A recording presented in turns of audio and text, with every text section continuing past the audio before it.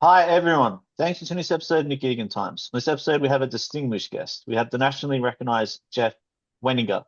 Jeff is a retired LAPD lieutenant with 33 years of service and the founder and CEO of Law Enforcement Consultants, LLC.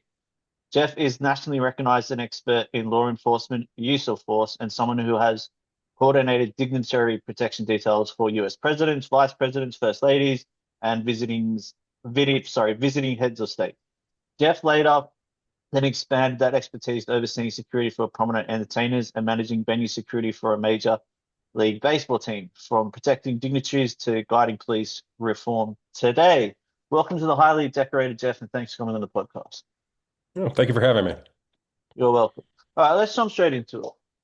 Take us back. Tell us about your life growing up, your family, and everything relating to that. Well, I have quite a unique background. My mother, she was a teenager when she became pregnant, and she put me up for adoption. I lived in a foster home for a short period of time before being adopted. And my parents, they wanted to have four children, each 1 year apart, and they were married for a number of years trying, and that's why they looked into adoption. And lo and behold, as life often has it, about the time that they were approved for adoption, my mother became pregnant with my oldest sister. And then they decided to go ahead and follow through with the adoption with me. And then they adopted my brother, who's Japanese. And then I had a foster sister that they also fostered that was black. So I was raised in the 60s and 70s in Ohio, the Midwest, with a multiracial family, which gave me some unique experiences and perspectives that I took into my law enforcement career. Well, and with that, just speaking of that, that would have actually given you even further, I guess, how to describe it, resilience and understanding of minorities and everything like that. Obviously, dealing and growing up with the different ethnicities. Well, it did. I mean, what it does is it makes you sensitive and aware of the microaggressions or micro racism that occurs, where people don't think it has an impact. Where a little snarky remark or a rolling of the eyes, they don't see much with that. However, it does impact people in a very negative way, especially when you see it repetitively over time. And really, I saw what I learned from it more than anything was the resilience of my mother. She always stood tall, held her head high, and conducted herself with poise and grace. And when people would make comments when we'd be at the grocery store and say, "Oh, all your children look so much alike," with a smile, with the veneer of a smile. My mother, she didn't bite. She would just continue on, and we would just finish what we were doing and carry on, and not allow people's lack of insight impact us in a negative way. Incredible, and it seems to have worked out very well in the end anyway. All right. Tell us, how did you get into law enforcement and how that inspired you? Well, it wasn't a traditional thing. I wish I could tell you that my entire life I wanted to be a police officer. That wasn't the case at all. I went to college on a full-ride hockey scholarship. I was an elite athlete. And when I was 20 years old, I went out with a hockey teammate of mine and we went to a bar. And when the bar closed, we stepped out onto the sidewalk that wasn't designed to handle all the students that were flowing out onto it. So we ended up out into the street with a number of other students, and there was a car with some nice looking young ladies in it. And my buddy thought it'd be cute if he would just prop himself up on the hood and get their attention. Well, the girl driving didn't care for that. When she slammed on the brakes, he fell off the hood, snapped the antenna, and there's a police officer just up the street that saw it. So the police officer came down, grabbed my buddy, threw handcuffs on him, and threw him in the back seat of a police car. So we had a buddy system. I said, well, I need to find out where they're taking him, how long it's going to take to process him, and what it's going to cost me to get him out of jail. And when I confronted the officer, he was very belligerent, and he made it perfectly clear that I better get back up on the sidewalk or I was going to jail as well. Well, I had had a few beers, but I had my wits about me and I didn't want to go to jail. So I complied with his verbal commands. I went back up on the sidewalk, but it wasn't long before two other officers responded, and I saw the original officer point in my direction, and those two officers came over to confront me. But I had some sense of peace because one of them was a sergeant. I thought, well, okay, this guy's going to bring some common sense to this situation. And they walked up to me and asked for my identification in not so many pleasant words. And as I reached for my identification, they proceeded to beat me. And it wasn't long before I had handcuffs on and I was in the backseat of a police car going down to the city jail. And when I got there, I asked where my buddy was, and they said, well, we released him. And I ended up being booked for disorderly conduct, resisting arrest, and interfering in official business. And I had done nothing wrong. So um, I fought those charges. I took it all the way to a jury trial where they offered me the option to sign a ticket with a $60 fine, and they would drop all three of the charges, and which I went ahead and did that. But ultimately, that piqued my interest in law enforcement, where I started taking criminal justice classes and things of that nature, because I was a finance major originally, and I found it interesting. And I wanted to be a professor of criminal justice. My father was a sociology professor, and he encouraged me before I started my PhD program to go get 5 years of law enforcement experience at a large law enforcement agency. And that's why I went out to Los Angeles with the intention of only staying 5 years and then coming back and finishing up my academic endeavors to be a university professor. Well, 33 years later, I retired from the LAPD. So, things changed. Okay, and tell me about the business you opened post your career.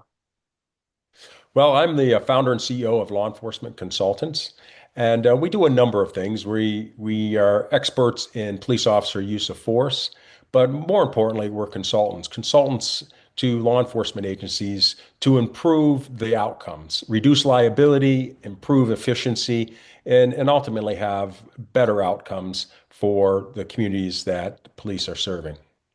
Wonderful. And when you look back at your law enforcement career, what are some career highlights when you look back at it and reflect, go, wow, that happened or this happened? Well, I've really had the opportunity to work some really significant coveted positions. I worked Metropolitan Division, which is the tactical branch of the organization. That's where SWAT and K9 and the mounted unit are housed. I didn't work SWAT, but I worked what was called A platoon, which is a field platoon. We do a lot of high risk warrants, strategic crime suppression details, dignitary protection details. The president, vice president, first lady, or head of state that came to the city, as well as stakeouts on banks that we anticipated were going to be hit by bank robbers, so on and so forth. So it was a tactical background.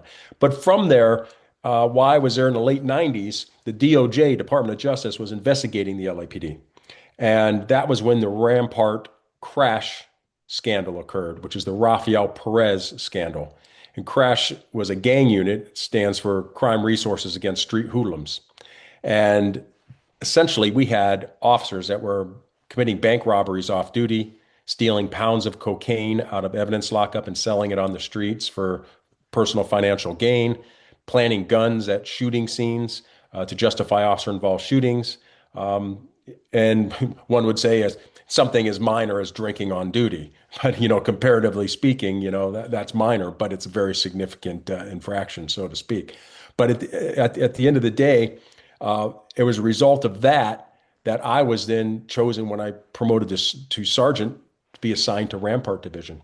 And while there, I was put in charge of the new gang enforcement detail that replaced the crash unit that citywide was disbanded.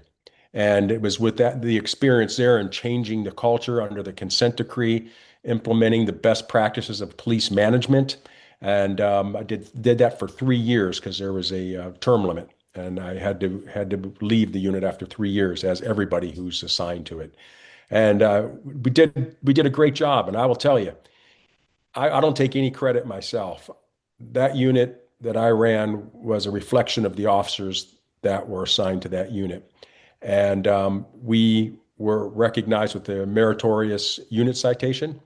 And ultimately, William Bratton was our chief of police at the time. He had been a commissioner of the NYPD prior to the LAPD. And I went and worked directly for him, where I briefed him on all officer-involved shootings and lethal force cases. And I wrote his rationale for the adjudication recommendations for all of those cases that are submitted to the Honorable Board of Police Commissioners, who are the ultimate adjudicators. And so those are the types of coveted positions where I had a seat at the table and was part of effective change and change the trajectory of the Los Angeles Police Department. And one could argue even policing here in the United States. Incredible. It's just amazing. With you're talking about the police officers that were, I guess, doing things that were naughty and corrupt, I guess you'd probably call it. Did you have suspicions of people that you knew, or were there rumors beforehand that this was happening, or you had no idea?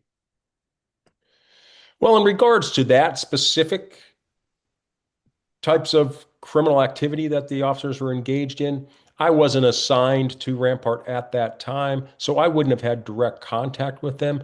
But I can speak more from a generality of my experience while being on the department. Yes, I believe, I wouldn't be truthful if I told you there wasn't a certain subculture or element within the organization that tended to engage in these questionable type of activities. Now, I'm not saying the bank robberies and that sort of thing, Yeah. but bending the rules, so to speak, where the end justifies the means. And oftentimes, are you down for the cause was something that was often said, basically meaning, are you willing, Yeah. probable cause be damned to take this person to jail if necessary. And so you kind of knew who those people were, but you pick your crowd, you pick your flock. And I wasn't around those people. I never specifically directly saw things, but you knew what was going on. Great. Thanks for sharing. And what was the hardest case or most high profile case that you ever dealt with personally? Well, I mean, this isn't really probably the answer you would guess you would get, but it's the Rodney King excessive force case because I was a young officer, um, and I worked the riots, and then I worked 77th Division, which is the division which was the epicenter, Florence and Normandy, where Reginald Denny was hit over the head with a brick. That's where it all started, the riots, after the officers were found not guilty. And it was that experience and having an understanding of the community that we're serving, the challenges that faced law enforcement in trying to build back that trust, in facing the realities of how we were perceived by many in which the communities in which we served.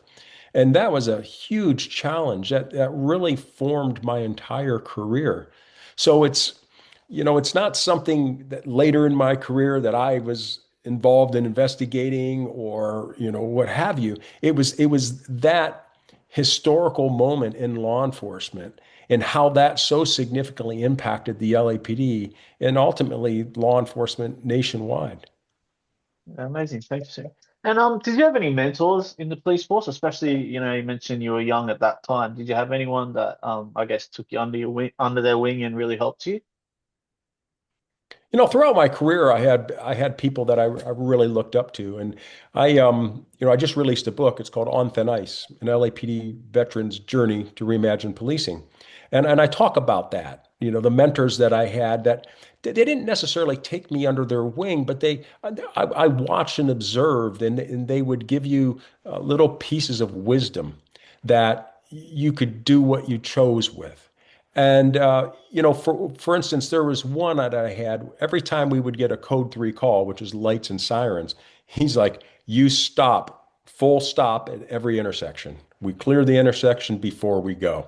If we don't get there safely, then we become part of the problem." So, he was very measured and controlled, and he didn't allow adrenaline to impact him. And he had been raised in the communities in which we were policing down in South Los Angeles. And one thing that he told me, and it was that really resonated, was the importance of being accountable for every action that you take as a law enforcement officer. And the perfect example of that goes back to vehicle operation. Very early on in my career, I was involved in a vehicle pursuit of a stolen vehicle. And the individual that we were pursuing ran a red light, ended up involved in a traffic collision with a van, and there were two young children that were ejected and killed. And it very much made me question the importance of what we were really doing. Here we had a property crime, a stolen vehicle, that resulted in the death of two young innocent children. And as law enforcement officers, how can we better do this to have a better outcome where we hold people accountable to their criminal activity, but also we're better serving the community that we serve because we have a responsibility to every person that we pass during that pursuit. So it was people like that that gave me the courage to stand up and voice my opinion relative to how we potentially could do things better. That's horrible. I mean, do you think that was one of those moments that really changed, I guess, the way you saw everything too? Like, I guess, you have those moments where it changes you just as an individual and matures you. Do you think that was one of those moments? Well, yeah, it just kind of underscored what I felt was the importance, to be the most effective police force you possibly can. You need to be empathetic, compassionate, and be courageous. And what I mean by courageous is be willing to stand up and question the status quo, and not be satisfied that with we do it this way because we've always done it this way. Challenge things, look for a better way, and in a police culture that's very insular, it takes a lot of courage to do that because it sometimes can result in some consequences. Because it's very political, I'm assuming. Yes. Cool. Um, Talk to me about and this really fascinates me. I'm interested in it. With presidents coming and heads of states and vice presidents and first ladies, tell me about the background behind that. What I mean by that is like the logistics of it. How far in advance do you know, and what actually goes into making this happen, making it happen? Well, really, to give you a historical background, Sure. back when Robert Kennedy was shot and killed in Los Angeles at the Ambassador Hotel, when that event occurred, that's when the LAPD in the city of Los Angeles said, never again in our city, because the LAPD had nothing to do with that security detail. Wow. So moving forward, every detail that the Secret Service or the State Department would spin up in the city of Los Angeles, the LAPD would have intimate knowledge and involvement in that detail. So we would work with the Secret Service and the State Department. Oftentimes we would have plenty of time. We'd be assigned the detail. If you were the head of it, you'd be putting together the entire detail from the transportation, the motorcades to what's called RON, remain overnight, wherever the individual will be remaining overnight and whatever the event was.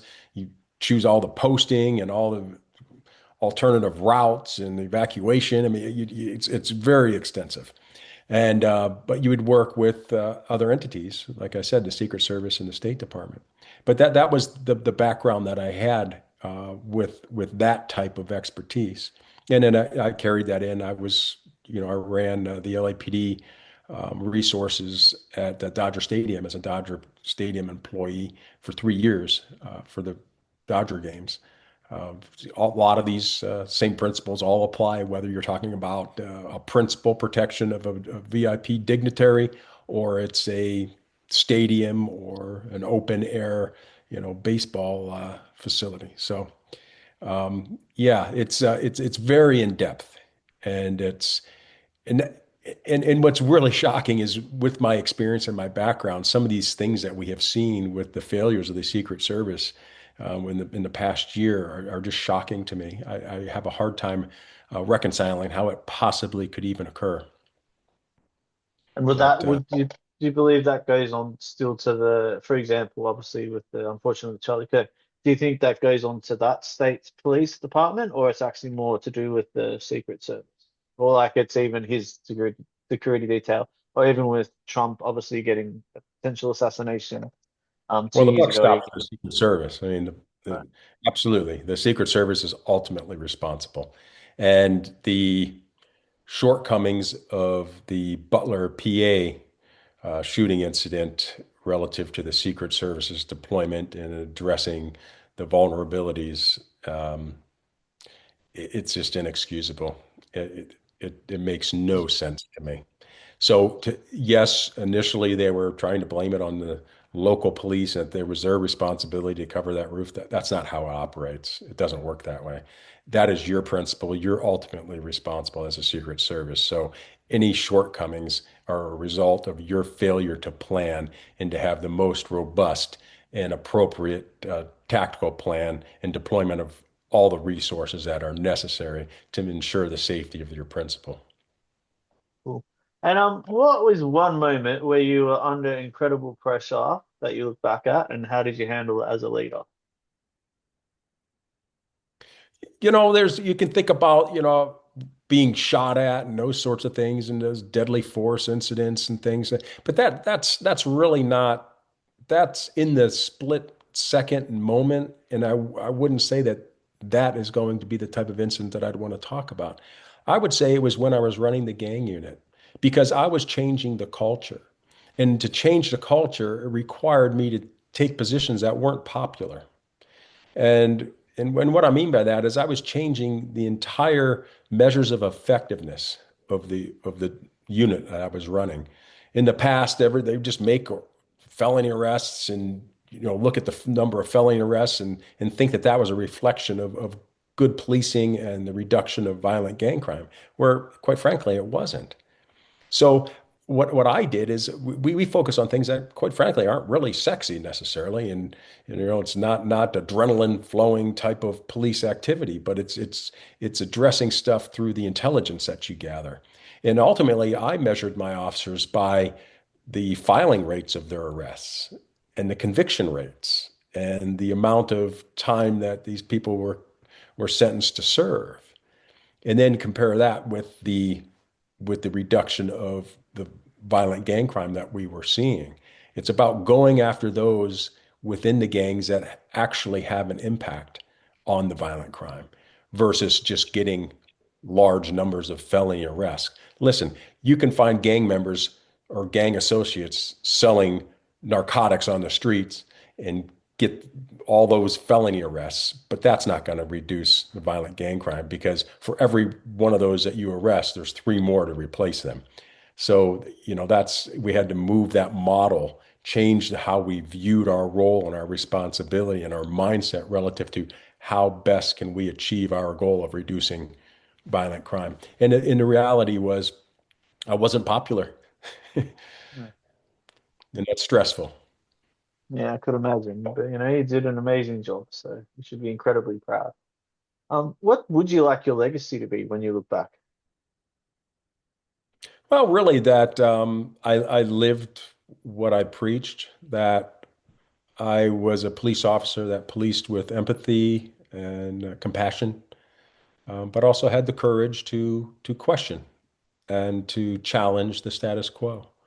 And I hope that by doing that, that I'm setting an example for the future law enforcement officers of this country. The reality is with my book, now have an on thin ice scholarship where I'm giving $30,000 of my own money to university students who write an essay, and there's winners, the first, second, and third level, and it's a total of $30,000 will be given to them for scholarship because of the importance of education. There's studies been done that officers that have 4 years of university education or higher have 40% less use of force incidents than those officers that have less than that as far as education. So education very much is important relative to how you view the world and you view the sociological issues that impact law enforcement on a daily basis. And what that does is it changes your mindset. You see things differently because your beliefs and attitudes are going to impact your behaviors and actions. And through education, you see things through a different paradigm and you look at things more objectively and you increase moral reasoning and those sorts of things. And that's why you see such a reduction in the use of force incidents. So, I practice what I preach, putting my money where my mouth is. Yeah, And I just hope that long term, long after I'm gone, that it has had some impact in a positive way. for sure. Great. That's really incredible too, what you're doing. What's the best compliment you've ever received? Best compliment I've ever received. Well, actually, it's quite funny. Being a collegiate Division I college athlete and looking the way that I do, I was a sergeant at Rampart, and a peer sergeant came and I had worked with this officer, this sergeant for a while and said, you know what, Jeff? When I first met you, I thought you were a dumb jock, but you're rather intelligent. So, well, it was just, you know, and I didn't know how to take that. Was that a compliment or was that, but I get it that I don't, I don't necessarily reflect what people would think they're Yeah. going to, to get from me as far as my attitudes and how I view the world. Cool. And what's the best piece of advice you've ever received? Yeah, it's probably what my father used to always tell me. He's, stand by your convictions and be passionate. And even though doing that has created the most stress and hardship in my life, it's also created the instances where I've had the most rewarding feeling about what I've been able to accomplish. Awesome. And what's the best piece of advice you would give someone, maybe a potential young Jeff? I would say make sure that you do your due diligence in that you don't take anything for granted relative to the information that you're receiving. This day and age, we're bombarded with all kinds of information. It's at the tips of our fingers. And a lot of it is just motivated by political posturing, and you just can't accept things as being fully true. You have to do your due diligence. And then and only then can you form your opinions and then navigate the best path forward relative to how to address something. Yeah. And what is your personal opinion on officers in schools, armed officers in schools? Well, I guess I really just have to look at the data, and the data is really shocking. That school resource officers is what they call them here. Um, when there is a school resource officer present at a school when a school shooting occurs, three times more people are killed than when there is not one present. It's kind of counterintuitive, isn't it?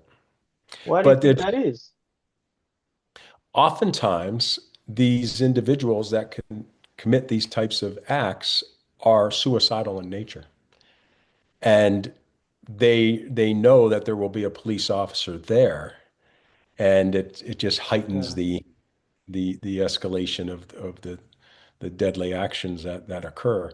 The reality is that the data shows that what reduces and prevents these incidents from occurring is not having armed police officers in the schools. It's an increased number of student and adult trusted interactions and relationships. That's what makes a difference. Because 4 out of 5 school shootings, there is a minimum of one person other than the shooter that is aware that the shooting is going to occur before it happens. 93% of school shootings are pre-planned. So, what are we doing as law enforcement to ensure that we get the information necessary prior to something occurring so we can prevent it?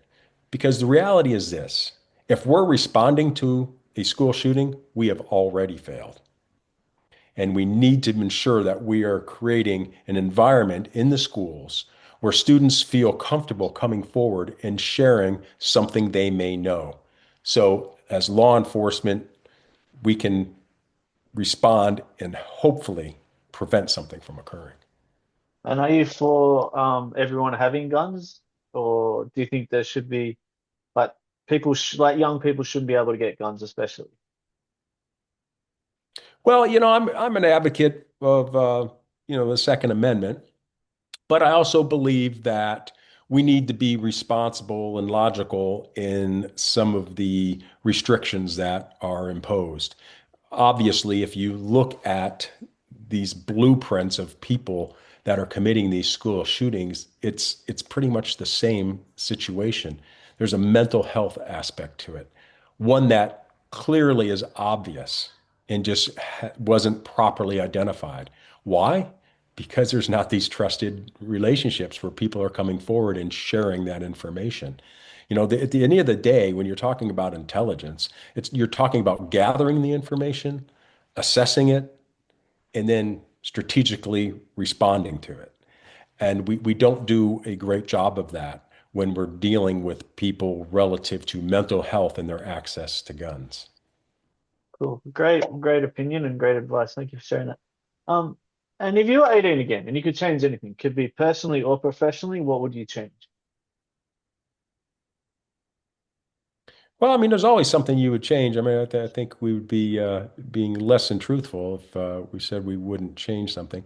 I think I would have preferred to have learned things a little sooner in my career in regards to how to be the most effective leader. You know, oftentimes I was always very motivated and, held myself to a very high standard. When it came to my hockey, it was first with my hockey and then with my professional career. And the reality is that not everybody was like me or had the same mindset that I had. And I needed to better understand that in order to be able to reach them and help them better navigate their careers and maximize their potential as law enforcement officers. And it took me probably longer than I would have liked to truly learn that lesson. Great.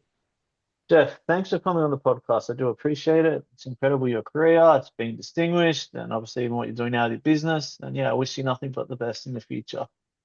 Well, thank you very much. I appreciate it.